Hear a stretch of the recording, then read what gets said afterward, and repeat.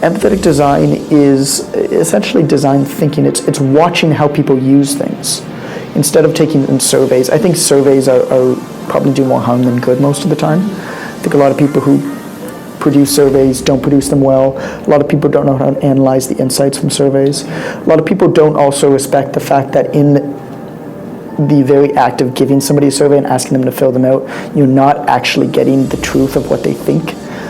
You need to be able to read into a survey, into what's not being said, more than what's being said. So it leads to a lot of false positives.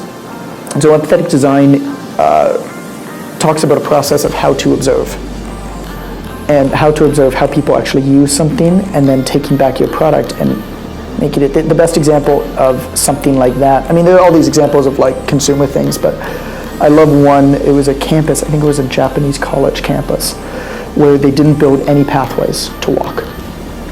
Instead, they built this thing, and they came back a year later and they looked where the grass was trampled, and then they built the pathways.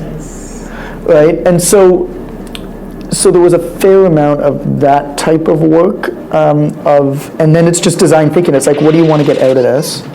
And how can you design your product and package? So I'm sending out review copies of my books. Right?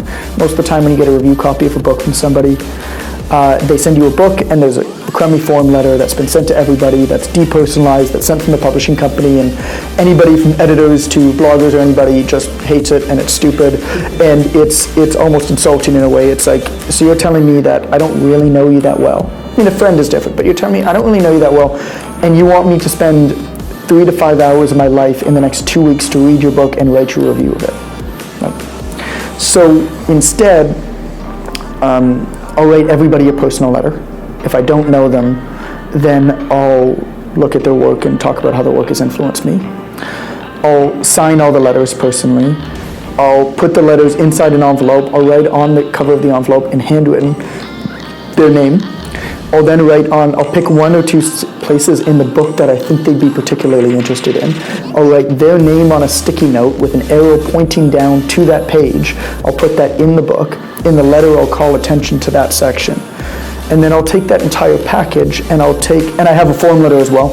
So I have the form letter in the book is all wrapped, and then the personal letter to them is on top, and then the whole thing is wrapped. And the reason for that is I want them to open up the personal letter first.